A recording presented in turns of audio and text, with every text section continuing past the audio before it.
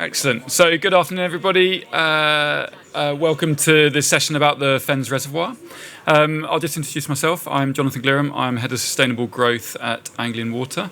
And I will get my panel to introduce themselves in a moment. But before I do that, I just wanted to spend a few minutes kind of introducing the reservoir and I suppose why we're here. So, and I feel quite privileged to chair today, because normally I'd be one of the people sitting there, but actually I get to listen to what other people think about the reservoir today, which I think will be really interesting and really exciting. So, and why am I here? Why is our kind of head of sustainable growth here, and not, say, our chief engineer, who will be responsible for designing this and getting it built? And principally, it's because I'm responsible for an initiative called Future Fens Integrated Adaptation, which is about the broader benefits that the reservoirs can bring to the communities and the kind of Fenland landscape. So the Fens Reservoir is one of two reservoirs that we're building. This one just north of Chatteris, and another one in South Lincolnshire. So today we'll focus on the Fens Reservoir, but the kind of principles apply to both. So. And you may have seen from the kind of blurb of today's session that obviously, yes, we want to supply water for the kind of growing communities across Cambridgeshire and Peterborough, but we also want this to be a valuable kind of community space and a tourist destination. But actually, what I want to explore this afternoon is actually how we can make it much more than that, and hopefully we'll explore some of that through the panel session. So, and for me, this is a kind of, often people talk about a once-in-a-generation opportunity. I think this is a once-in-a-multiple-generation opportunity to do something really special. If we go and build a reservoir that's really just a bowl in the ground that supplies water for Cambridge and the wider area, then I think we failed.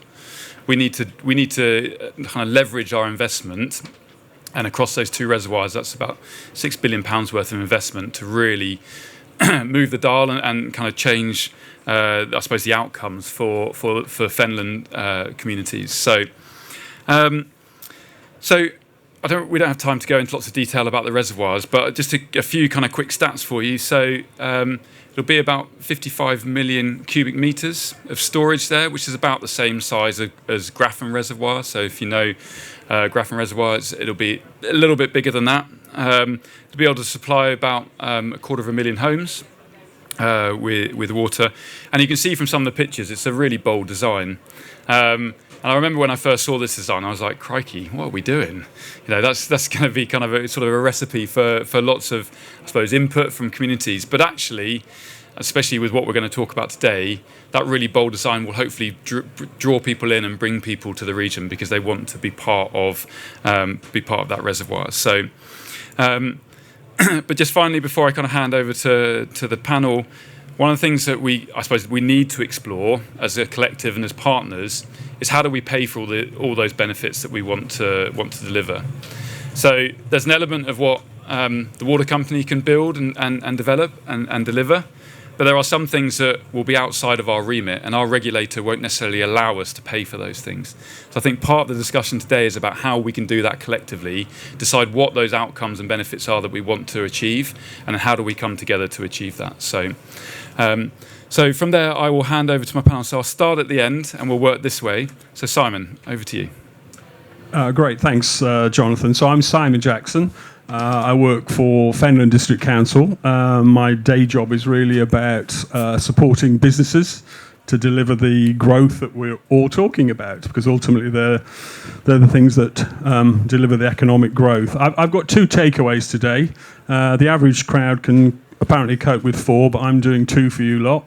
The first one I'm going to do a Twix type approach, so you're getting 1 now and 1 a bit later. Thank you. I'm here all week.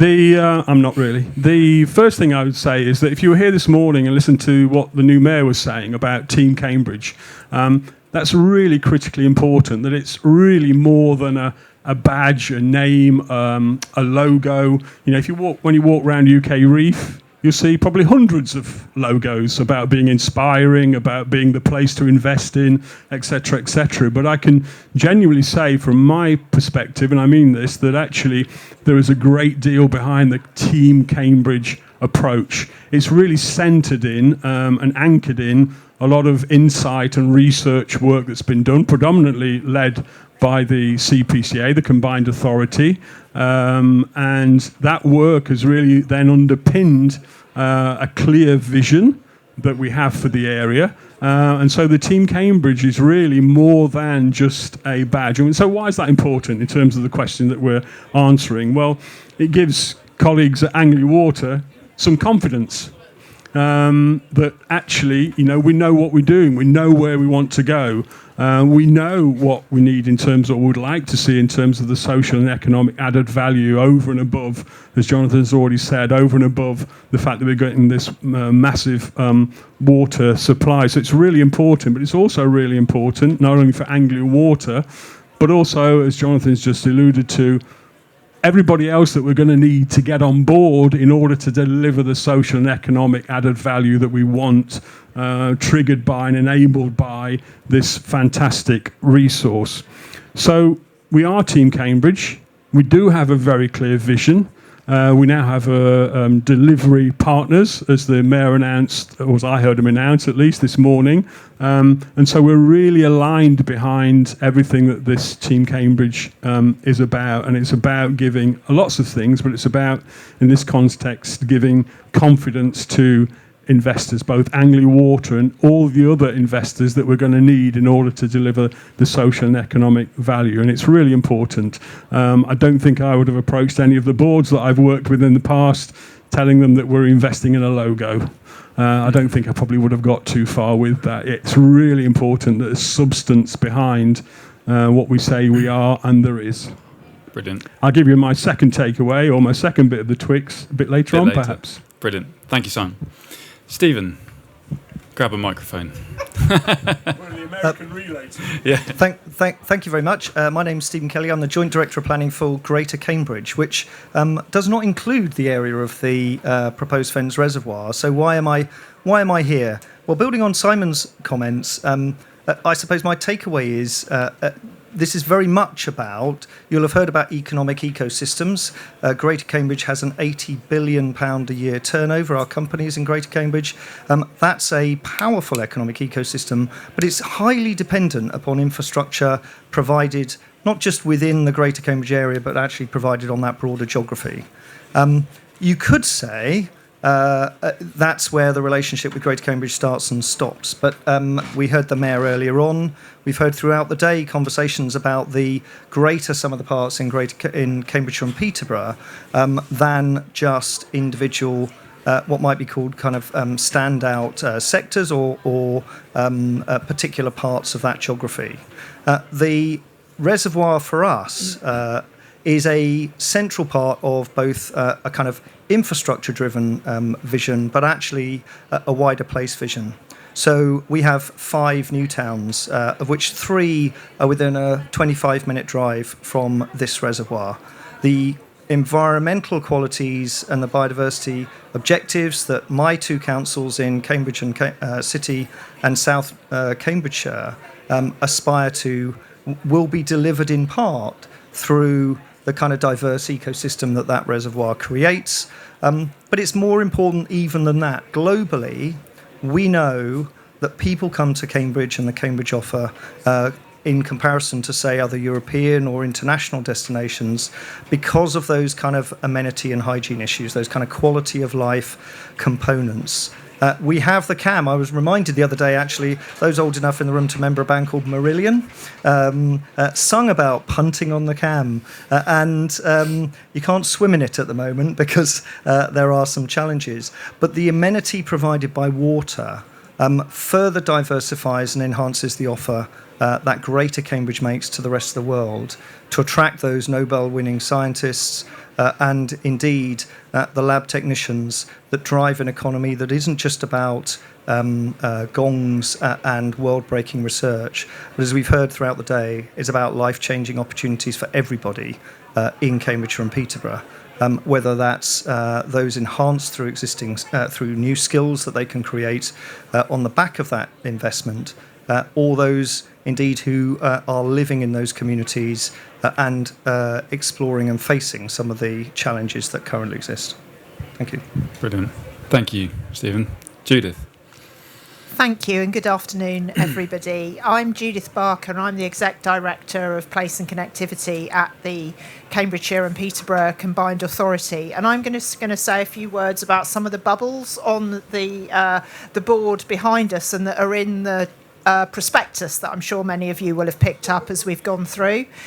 Because the reason there are many reasons why the reservoir is really significant for Cambridgeshire and Peterborough, but in particular at the moment, many of the team are working really, really hard to create the local growth plan that will be submitted to government this summer.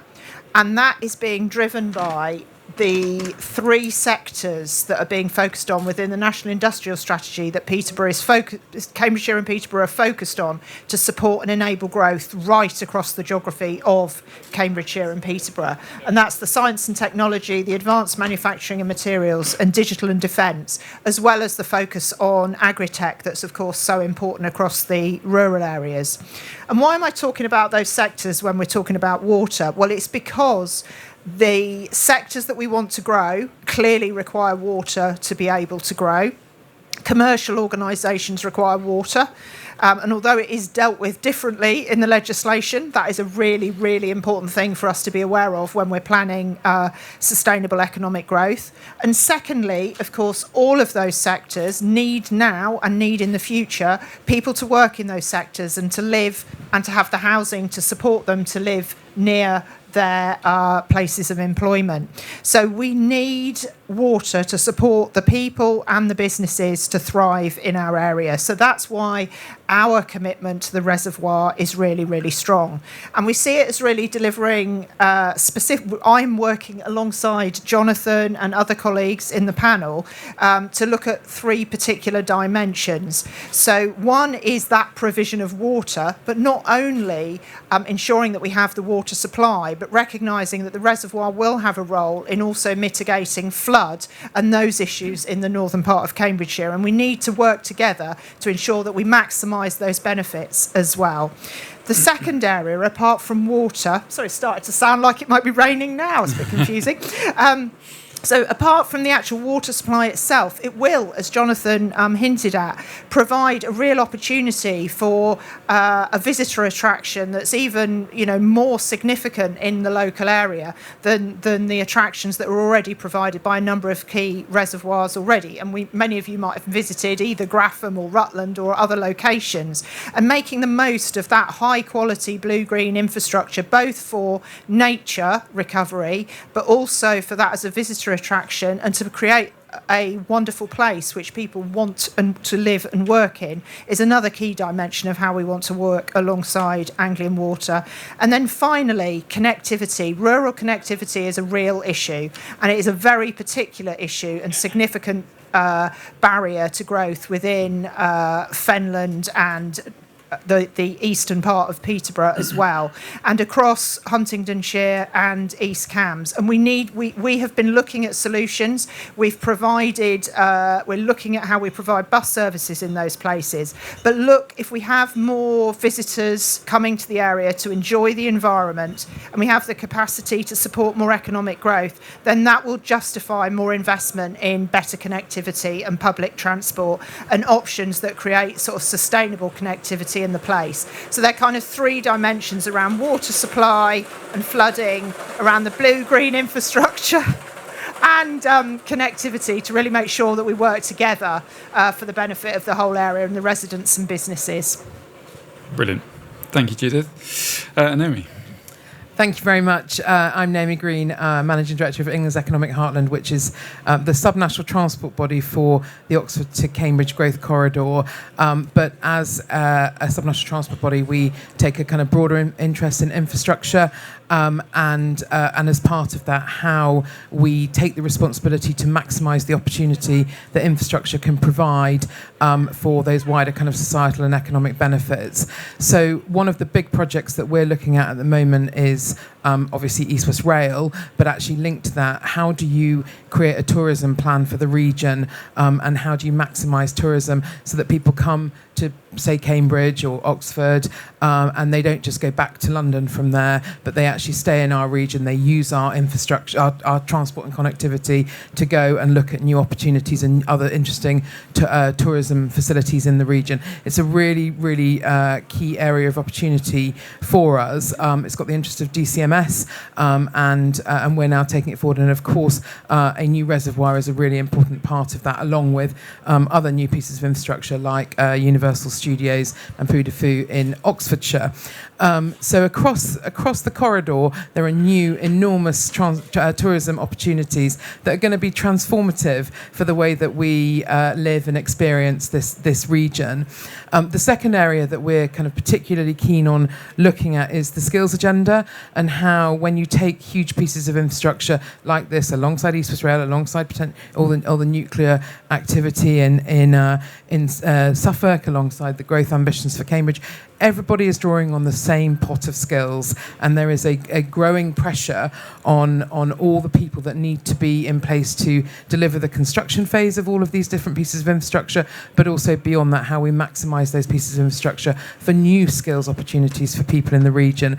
And so again, through the work we're doing on East West Rail, we are looking at the skills agenda across all pieces of infrastructure to make sure that we can prepare and support those ambitions as much as possible. So one piece of infrastructure is not nicking the people that is trying to do another piece of infrastructure, because at the moment we're all fishing in the same pool. Thank you. Wonderful. Thank you very much, everybody.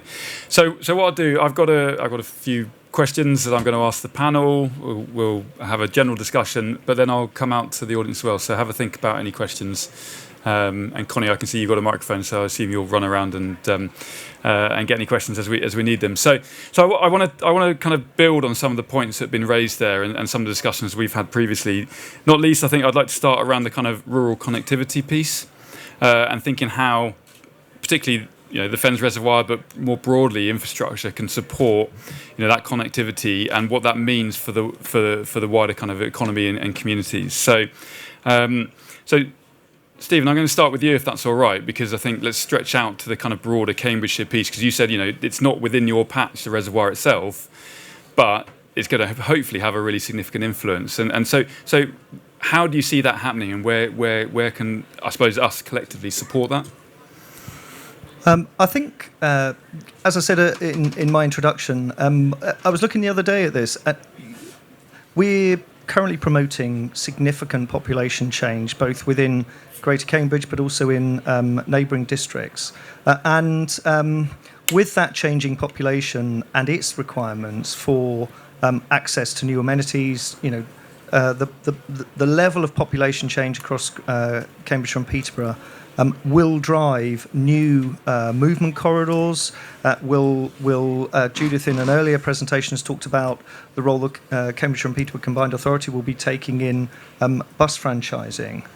I think we rewire the network. This type of infrastructure, this scale of infrastructure, has a transformative effect on the kind of ecosystem, the connecting components of movement. And the purpose that sits behind it. So for those communities that I think we would recognise in Greater Cambridge, perhaps lying just beyond our boundaries, nevertheless feel left behind from the growth agenda that we have, we're really interested in, I think, the Combined Authority Growth Plan and indeed the Spatial Development Strategy and related infrastructure plans, I think provide a fantastic opportunity to thread into those communities opportunities that not only exist about the new destinations like the reservoir that people will want to go to from their new homes, but also help us collectively for those communities and indeed for the investors that sometimes see Cambridge as a location that stops at the A14. To be able to take those those investment communities, but also the existing rural communities, and help them to reimagine where they sit. If you're midway between this reservoir and Cambridge, you are no longer on the edges of the Cambridgeshire economy. You're actually at the heart of it. And I think that's a fantastic opportunity for everyone in the Cambridgeshire Combined Authority area to embrace. As we look at things like infrastructure planning, the forthcoming transport and connectivity plans that the Mayor will be working towards over the next 18 months. Yeah, brilliant. And Simon, can I ask, because obviously that will hopefully mean a really positive change for your district then, because you'll get people moving out of Cambridgeshire into the more kind of rural parts closer to the reservoir as a destination. That means some quite significant changes for your district then. Yes, and I think positive change. What I'd like to also say, in addition to that, is that if you were here this morning, one of the questions that was put to the Mayor, and I agree with everything that Jonathan just said, is show us the money. You want your transport systems, you want X, Y, Z, you want things to do with skills and all the other shopping list of things that we want and would like to see coming out of such a major investment. But where's the money going to come from? And I think, so therefore my kind of, I've segmented my way into my next takeaway, or tried to, rather clumsily. My second takeaway, I think, is that, Anglian Water is a very socially responsible company, rooted in this area, in our area. If you're not from our area, then in Cambridgeshire and Peterborough. And absolutely will want to provide as much added social and economic benefit as possible. I think that's what you told me to say, wasn't it, Jonathan? Spot on. Yeah. Well done. Okay, I wrote it down, so hopefully I've got that right. There's a however, of course, and we've already mentioned this. This is a massive commercial investment. And to make it attractive to the market, Anglia Water has got to position it very carefully. And so there's no way that Anglia Water are going to be able to afford to put everything on the shopping list into what they take to market, because it just will make it less attractive. And if it were to happen, of course, then those of us who live on patch or live as part of the Anglia Water community will have to pay much more than we will have to in our bills. So understanding that it is a massive commercial investment, from my perspective, is really important. And yes, we can negotiate, and we are, with a friendly person at the company at the other side of the negotiating table, and we are very strongly. But we are going to have to negotiate and persuade a whole host of other people, whether it's government, private sector, whoever that is, to actually provide, the shopping list or towards the shopping list of social and economic benefits that we want to come out of and enabled by this massive investment. So that could be the same wherever there's a big investment going on. You cannot expect that the provider of that investment will actually be able to commercially provide everything that you want on your shopping list. And so it's really important that we engage with Anglia Water, as we are doing, and then with others, to bring them on board and use this investment as leverage to bring in, to acquire more things on our shopping list. Yeah, brilliant.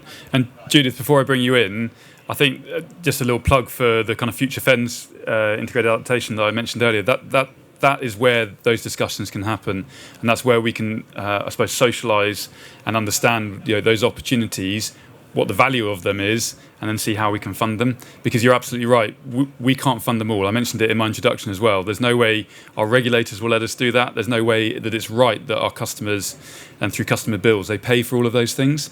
So how we probably know, and hopefully we know what some of those benefits are. So how on earth do we then draw that money and that investment in to deliver those outcomes that those benefits will derive? So, Judith. Thank you. So I think that's been a really interesting discussion, and I think one of the ways that we're talking about this proposal is understanding everybody's. They really are moving a lot of trolleys about at the moment, aren't they?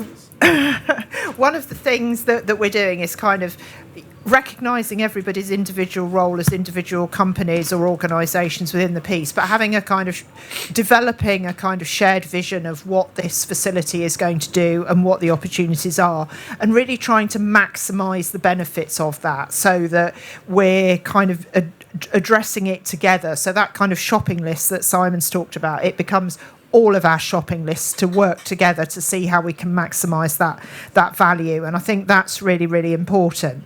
There was one specific thing I was going to say on that we're doing at the moment. Many people in the room that are familiar with the Fenland area may be aware that there was historically a train line between Chatteris and Wisbech, and that is a conversation that's been going on for many years about could that be reopened. And work has been done with Network Rail to look at the cost of doing that with heavy rail, light rail and other options. And that it is challenging, as you'll appreciate, to get at the moment the passenger numbers that would actually justify that sort of investment. So what we're doing is working with colleagues in Fenland and elsewhere, looking at how do we need to look at economic development in that area in order to generate the kind of benefits that would then make that attractive for either private or public sector investment. And I think those type of conversations are really important in this space because I think we need to be looking at it kind of collaboratively, how we find those solutions and how we work together to make this more attractive. The other thing I was going to mention, which I think is really important in this context, and Naomi touched on it when she spoke, is the Fens Reservoir is one of a number of really important strategic investments in this space that could be absolutely game-changing for the region. So, whether it's investments in Peterborough around the station quarter, which could open up all sorts of opportunities, whether it's the numbers of housing that we're currently working together on. East-West Rail is hugely significant. I have to mention the transformation that bus franchising will bring. There's lots of things that are happening in this space, and all of them together, we need to think about how they operate together to maximise the opportunity to invest and bring real benefits from the reservoir. And I think that's going to be vitally important to how we move forward. Brilliant, thank you. Do you want to come in? It's just a quick reflection actually on buses and how if you look at where buses are actually really successful in the UK outside of London, Cornwall, Jersey, they actually are all areas of quite high tourism, and if you get it right with the right information, you can actually use tourists to keep numbers higher on rural bus services. It's a really big opportunity. The one slight difference is that those two areas do have coastals, so that people have to come in and out of the same place. But aside from that, actually, it's proven that tourism is a really, really important part of providing a good rural bus service. And the hope is there will be a beach at the reservoir. So, who needs a coast if you've got a beach inland? So, yeah. Can I just pick up, Judith, you mentioned public and private sector investment, and I just want to just draw some of that out a bit more, I think, the kind of, the role that, both public and private investment will play here. And something you said at the beginning as well around giving confidence to investors. So how do we do that? How do we marry the public and the private finance, and how do we give them that confidence they need to come and invest that money in the Fens Reservoir and the wider infrastructure that will support that, instead of going to Sizewell or Lower Thames or somewhere else where they could equally invest that money? I think some of it will be around planning, no doubt. I think we have across the whole of the combined authority area have got much slicker, much more efficient, much more, if you like, open for business with regard to planning. This morning PPAs were mentioned, and we're certainly fans of PPAs and getting the gremlins out of the system before we get to the official stuff. And of course, as an authority, we get paid for that, so that's a double win, a win-win for us. But in terms of examples, one of the things, as you know, Jonathan, that in terms of this specific reservoir project, you're putting some infrastructure in that then opens up land, which currently would be quite expensive for anybody else to actually open up. And what that gives us is the opportunity to create a new business park. And could be aligned to water, because we all know how important water is and will continue to be, and probably get ever more important due to climate change. And so we're looking right now at, how could we make such a park work, who might be interested in creating such a park. I've already touched base with some people here today who might be interested. It's a little way off, but you can't start too soon, I don't think. So it's things. So it's opportunities like that from my perspective, from a business perspective, open up opportunities, and then we can use that to attract private sector funding, and indeed from our friends at the from our friends at the CPCA, who might have some money for a business park in Fenland as well. So there's a combination of things.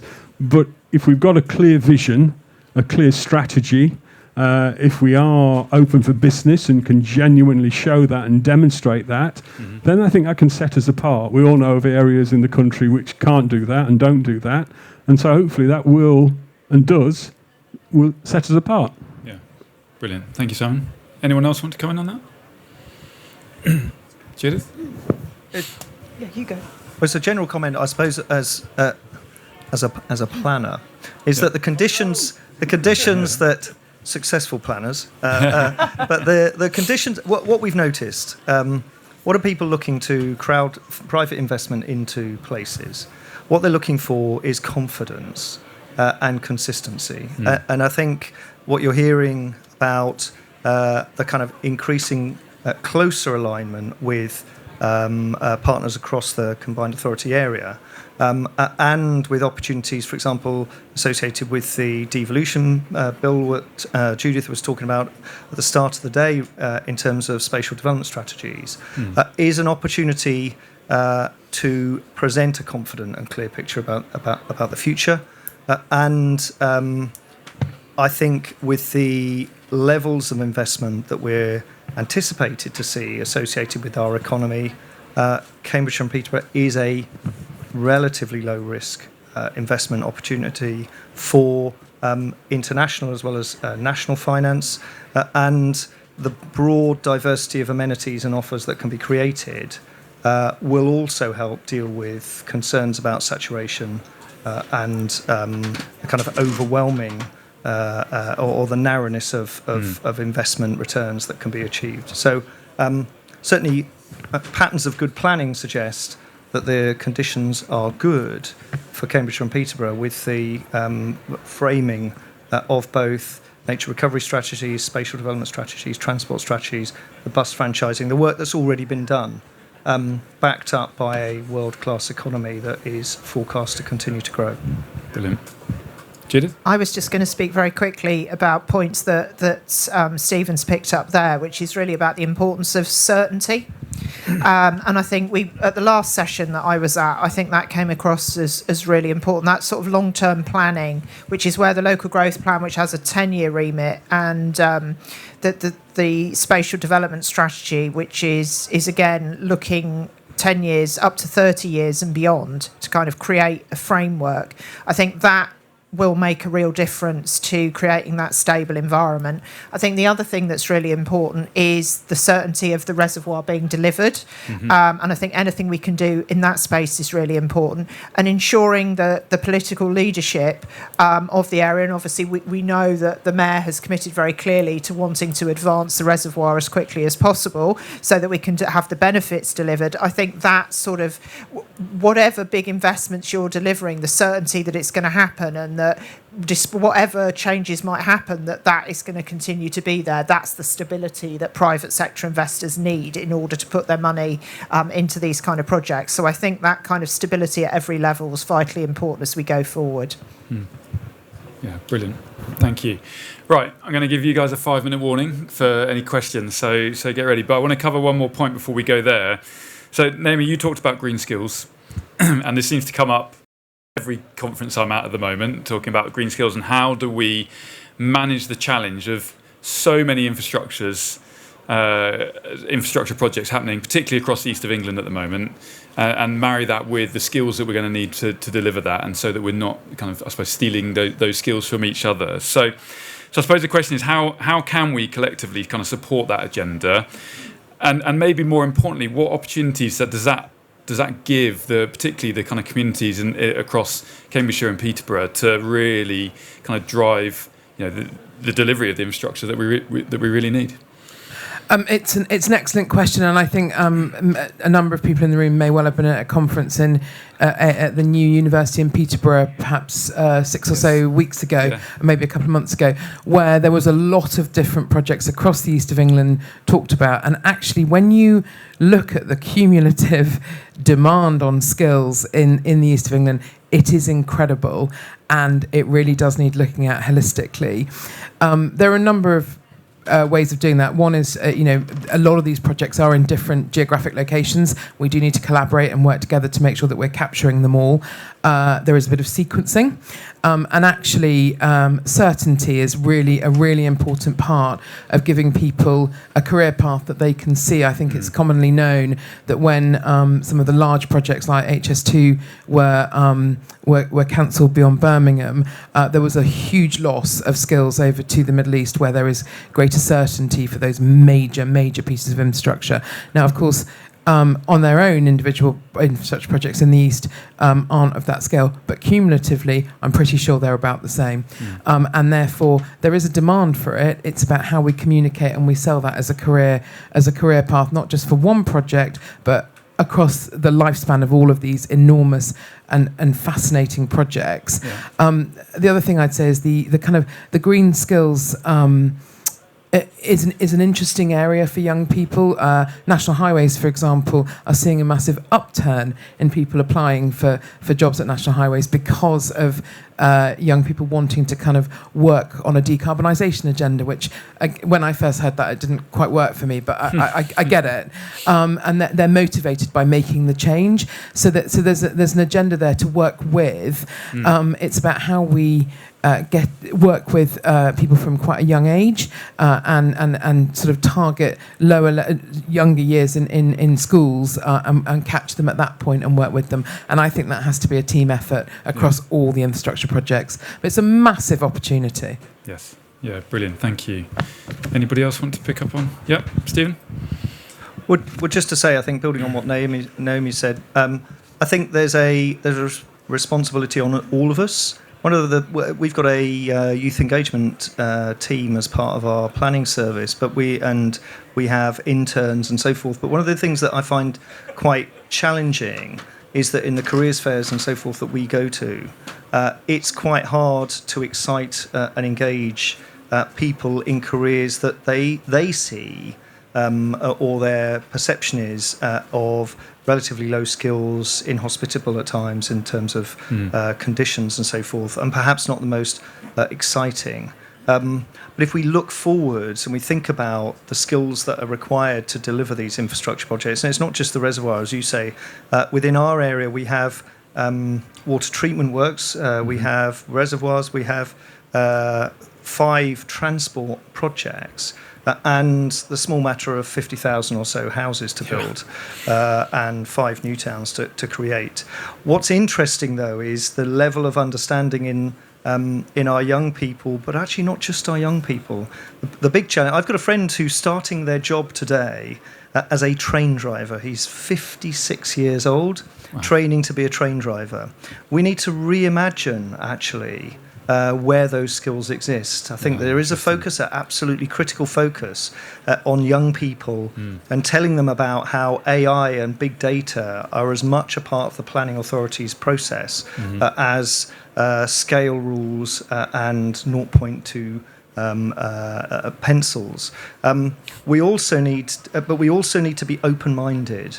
I think the skills, particularly in areas like Cambridge, where property prices are high, we've got some extraordinary talented people who are fantastic in this space, who would be fantastic in this space. They're just doing something else right now. And I think working with the Combined Authority, and I was talking to the Cambridgeshire Chamber of Commerce earlier on, and the Business Board, I think, of the Combined Authority, there's a really great opportunity to help re-describe what we're doing here, to reimagine those roles away from people thinking about the only opportunities are with trowels, and to see the fantastic logistical and environmental opportunities, and to capture them, take them away from being YouTube influencers Yeah. And social media commentators, and instead draw them into jobs with purpose. Certainly the conversations that we've noticed post-COVID is that people are looking for jobs with purpose, and I think these are purposeful jobs. Absolutely. Yeah. Judith, you want to come in? Yes, I wanted to say that one of the key dimensions that we have to write into the local growth plan to support the sectors that are listed here is the skills those sectors need. But we also, as has been discussed, we need the skills to also deliver the responses to the constraints, whether it be about water, connectivity, energy. All of that requires skills as well. So the ask on skills is really considerable, and we need to ensure that is a really robust part of that plan, and that the funding that we have, or the system has as a whole, working with HE and FE, really needs to align to deliver those outcomes. The second thing I just wanted to reflect on, given the conversation, is I think there's a really important kind of comms piece around how we tell the story of what we're doing in this area and bring people on the journey so it feels inspiring and exciting and something they want to be part of. And I think that's a real challenge. So I think I'll leave it at that as the trolley's going past. Every time you get the mic, Judith, I think. Can I Yeah, please do. Yeah, go. While the trolley's going past, I'm just going to follow up with one point, all really interesting points, just to mention that one of the things when Universal were considering the site at Bedford that they've had extensive conversations about it, is how in their other sites, education around the services that are required to support those major pieces of tourism are built into their education system. Now, that might not be necessary. I mean, this is still a significant site, but it might not be necessary for this site alone. But my goodness, for the East of England, it's necessary. Yeah, brilliant. Thank you. Right, I gave you fair warning. Any questions for the panel? Yes, I'll take both these questions here first, and then we'll take them together. Thank you. Hiya. Oh, that's really loud. That's fine. My name's Summer. I'm a student at Leeds Beckett. I'm originally from Peterborough, though. My question's regarding the road access at the moment to the reservoir. Am I right in thinking it's primarily the A141 that it'll be accessed from? Between March and Chatteris? Yeah. Okay. It's just that road is quite notoriously dangerous, I believe, to the area. I don't know if you've ever driven around the Fens at like 11 o'clock at night after heavy rain. I know we're one of the driest regions, but it is a very scary drive to go down. I was just wondering, is there anything being done in terms of traffic plans with the increased tourism that is expected from the reservoir? Great, thank you. And next to you? Yeah, thanks. My name's Michael Samways. I work for a company called TSA Riley in Cambridge. I live in Peterborough. I'm also a trustee of the Wildlife Trust in Cambridgeshire, so multiple hats. But I'm just interested in the kind of project timelines and the milestones associated with that. Obviously, it's dependent on investment, private sector investment. From a water resources point of view as well, what happens if that investment is not forthcoming? Mm-hmm. How do you deliver the reservoir? Yeah, okay. Brilliant. So, the road. Who would like to? Judith, I'm going to look at you to start that off, and I'll chip in where I can as well. Yeah, I mean, in terms of obviously there's a planning process that we need to go through, and within the planning process, which I'm sure Stephen can discuss the details of, we will need to work through both the details of how that road access will work during construction, and then how those road access points will work for the future, and all of that needs to be taken into account. What we will also need to do is sustainable transport planning, so thinking about how it operates in the space of how do the bus services operate, I obviously spoke earlier about rail and whether that was an opportunity.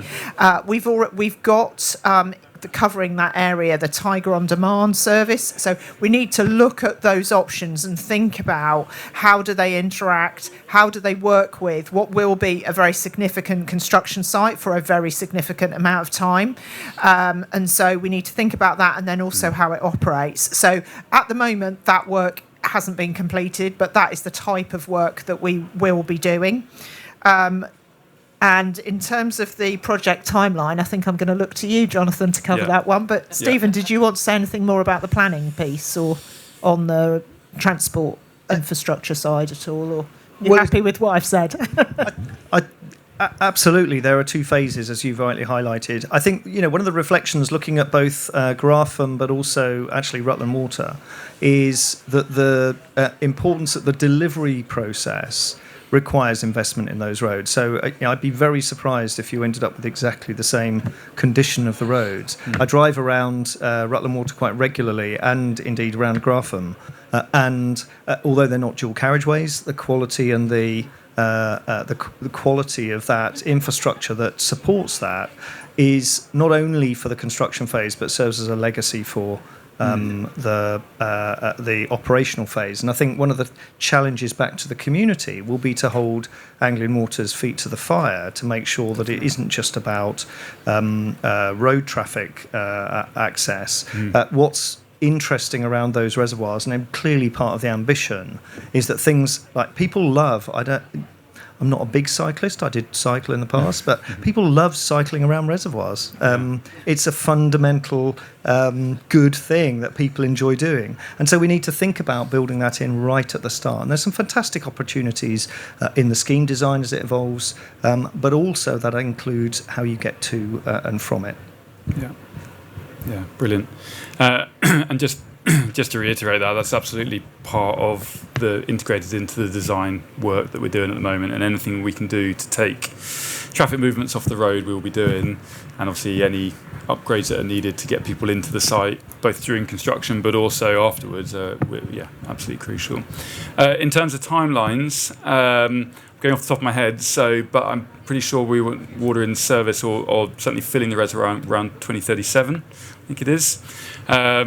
That's quite a long time away still. There's a lot to go out there. I mean, it's a huge site. If anybody knows the area, it's pan flat. I mean, obviously you know it, you've driven it a lot. So all the embankments will need to be raised. So there will be a lot of movement to bring in. But equally, that timescale gives a lot of opportunity for people to come and get engaged and involved, and for us to shape what that looks like, both within the kind of red line boundary of the reservoir itself, but those wider benefits and outcomes that we want to see as communities across the Fens. Question at the back, and another one there. I'll take those two as well together, please. Andrew Lansley, Chair of the Cambridgeshire Development Forum. Just picking up on that point, Jonathan, about timing and the communications, because what we don't, I think, need... the enthusiasm for the reservoir is great, but we don't want people to think that no problems are solved until we have the reservoir. Yeah. So I wondered if anybody wanted to... I sort of had a question anyway, which was really to Stephen. Can the... speaking as a parliamentarian, does the Planning and Infrastructure Bill offer any hope of accelerating the NSIP process and doing things a bit quicker?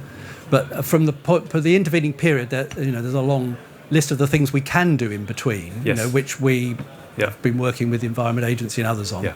Yeah. But I do hope that, picking up on the communications point, the communication of the fact that there is a strategy for the management of water resources, of which the reservoir is a part, but a major part, but there's a lot intervening, is really rather important for us to hear about. Yes, yeah, sure. So I'll touch on that.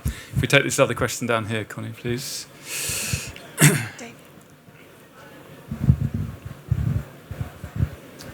Thank you. My name's Richard Wright. I'm leader of North Kesteven District Council, proposed site of the next reservoir. Yes. Yeah. So I've got three questions, really. One's for Stephen.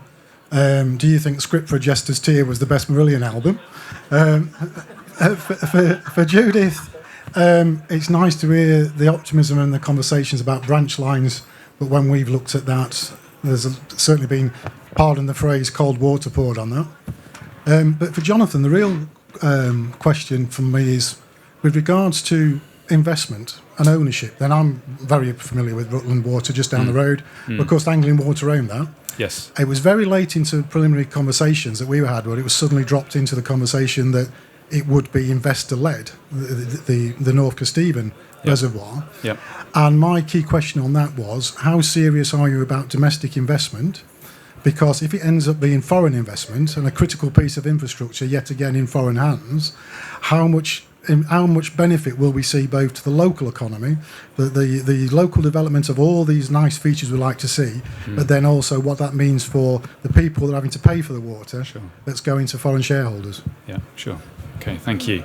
Okay, lots and lots of questions there. So, Stephen, you've got a couple. So let's start with you, and then Judith, and I'll pick up the other questions. So I'm not going to comment on Marillion's back catalogue. Suffice to say, I think Fish has probably retired some good songs. In terms of Andrew's point around the planning and infrastructure bill, I think as it passes its way through Parliament, I suspect that the practical implications of its impact will be to try and create certainty around spatial development strategies and will help with the establishment of a kind of longer term vision than we can just embed in a local plan, which is absolutely critical when it comes to dealing with the kind of wider issues about water scarcity and indeed treatment capacities that are a central part of our current challenges in terms of accelerating growth and delivery. So the reservoir doesn't exist in a vacuum. There is investment to transfer water from the north, and in so doing to unlock capacity at Glerum, which is really important for the Greater Cambridge area.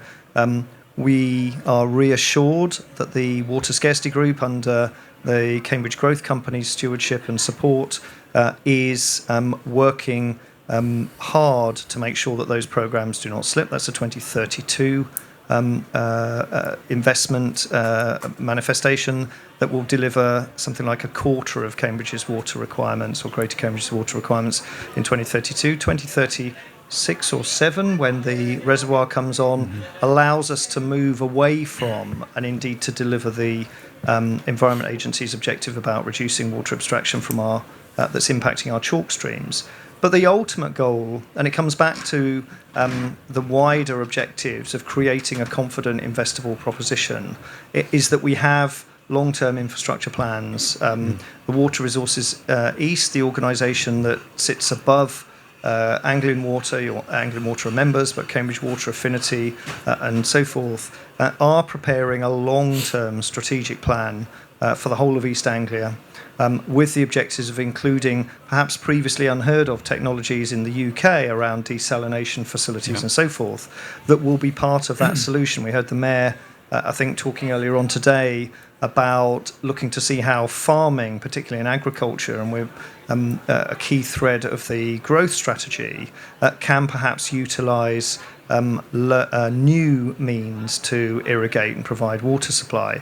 At the same time as places like NIAB are developing extraordinary engineering of plant strains to be able to reduce their requirement and demand in the Cambridgeshire and Peterborough area on scarce water resources.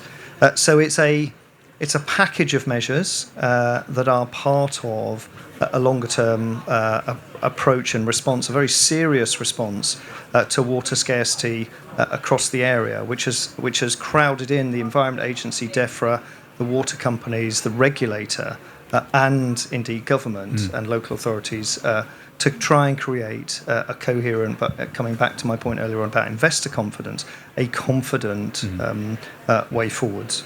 Yeah, and the other, if I can just add to that quickly, the other flip side of that. So Stephen, you've described brilliantly there all the supply side measures that will support the water resources needs for the kind of Greater Cambridgeshire area and Cambridgeshire and Peterborough area. We also have the demand side, Andrew. So thinking about, well, what can users of water do? What can we do to reduce the demand? So, and there's a lot of innovative thinking in that space as well about reuse of water, capturing rainwater and reusing, and making sure that we're doing as much as we can to reduce leakage and dual flush toilets, and there's loads and loads of stuff in that space as well. So you've got two sides of that coin, both the supply side and the demand side. And you're absolutely right. This is a really strategic option, which is coming down the road in quite a long time. So what's happening before that? And there is a lot happening already. So which is really, really critical. Yeah.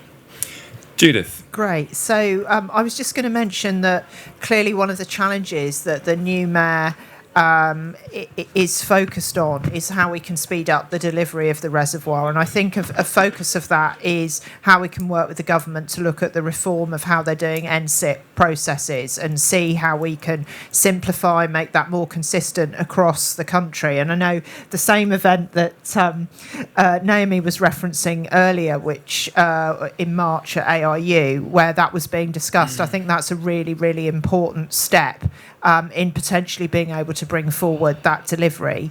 And then regarding the kind of branch line point, I think we have done some work with Network Rail, which is in the public domain. It indicates a really low benefit cost ratio at the moment if you use heavy rail or standard light rail. So we need to start looking at what are other options in order to bring connectivity into that space.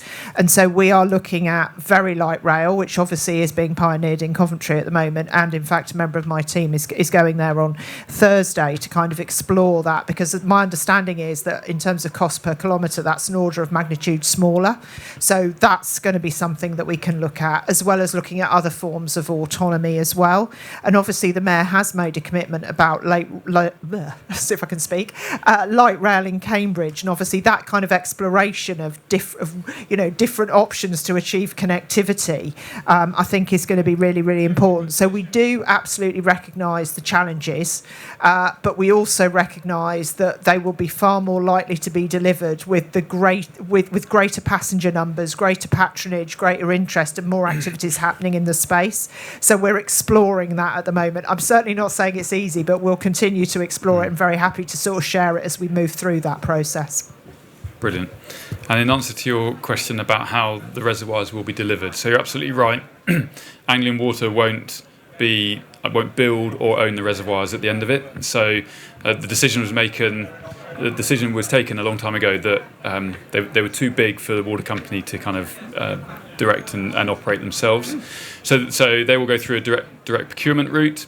So we as a water company get it ready up to development consent order, and then it will be handed over to a delivery arm. So that's the same for both the Fens Reservoir and the South Links or the Lincolnshire Reservoir as well. So in terms of investment, foreign versus domestic, I can't answer that question. I don't know what the kind of... clearly the appetite would be for domestic investment. Of course it would. So whether that's realistic or not, and given the kind of ownership structures of water companies, equally it won't be our decision.